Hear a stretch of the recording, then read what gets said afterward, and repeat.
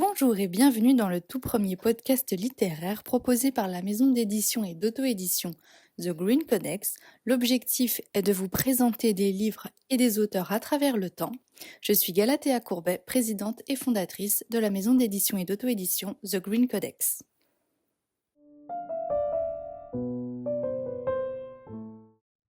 Le fantôme de l'opéra de Gaston Leroux, publié en 1910, est un roman qui mêle habilement divers genres, notamment le fantastique, le roman gothique, la romance et le thriller, créant ainsi une narration riche et multidimensionnelle.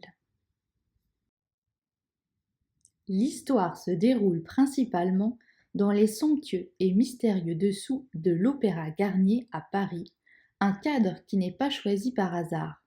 L'opéra, inauguré en 1875, symbolise à la fois la grandeur et la décadence de la Troisième République française.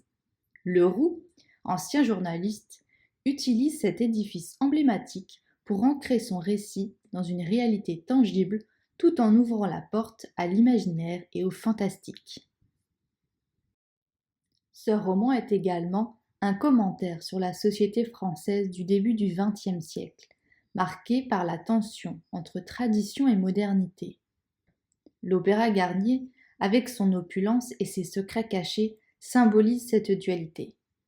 Leroux, à travers ses descriptions détaillées et ses intrigues entrelacées, offre une critique subtile des institutions et des hiérarchies sociales de son époque. Le fantôme de l'opéra est souvent comparé aux œuvres de Victor Hugo et Edgar Allan Poe. Comme Hugo, Leroux utilise le cadre grandiose de Paris pour explorer des thèmes sociaux et psychologiques. Comme Poe, il s'intéresse aux aspects sombres de l'esprit humain. Le style de Leroux, mêlant suspense et atmosphère sombre, est également un hommage au feuilleton populaire du XIXe siècle, également appelé roman-feuilleton, et qui était publié par épisodes dans des journaux ou des magazines, tout en apportant une originalité certaine par son mélange de réalité et de fantastique. L'intrigue tourne autour de trois personnages principaux.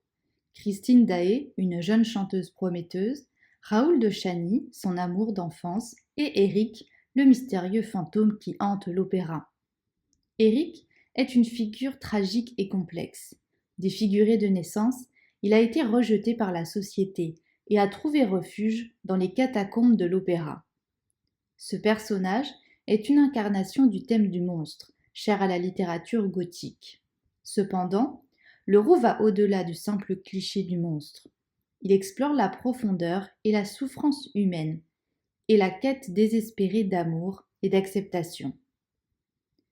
Le fantôme de l'opéra aborde des thèmes universels, comme l'amour, la jalousie, la beauté, la laideur et la rédemption. Le fantôme, avec son visage masqué, devient une métaphore de l'invisible souffrance humaine et de la dualité de l'existence. La figure du masque, récurrente dans le roman, symbolise les multiples facettes de l'identité et les barrières que nous érigeons entre nous et les autres. Afin d'illustrer mes propos, je vous propose de vous lire un extrait du chapitre 13, La lyre d'Apollon.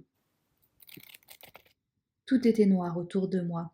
Au loin, une faible lueur rouge éclairait un angle de muraille, un coin de carrefour. Je criais.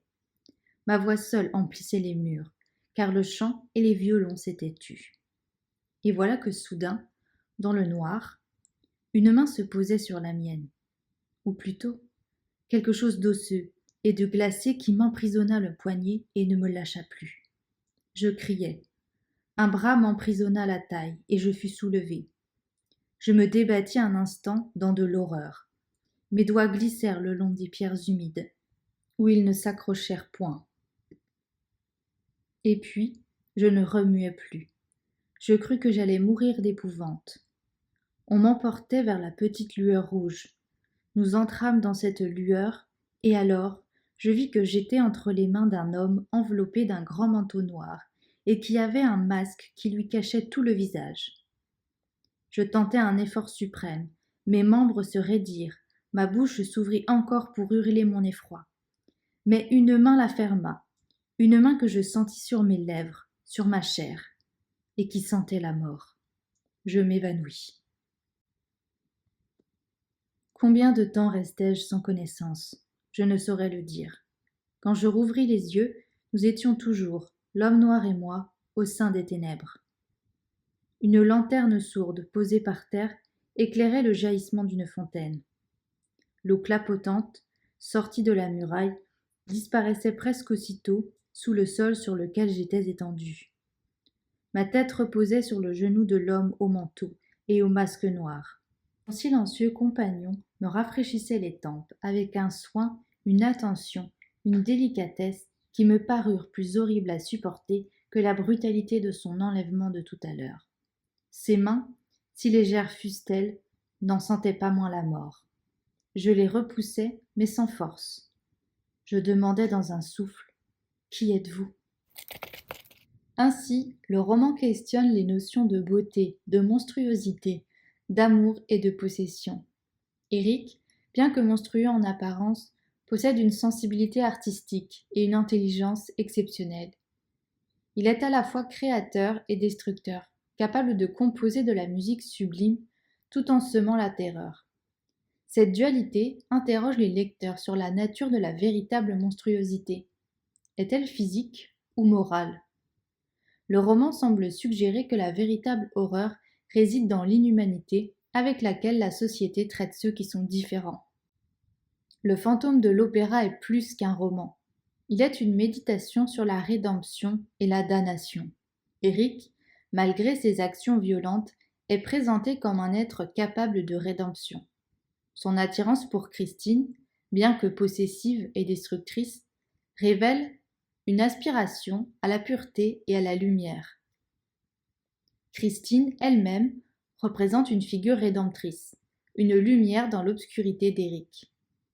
La scène finale, où Éric laisse Christine partir avec Raoul, est une catharsis où le fantôme renonce à son désir égoïste, trouvant une forme de rédemption dans le sacrifice.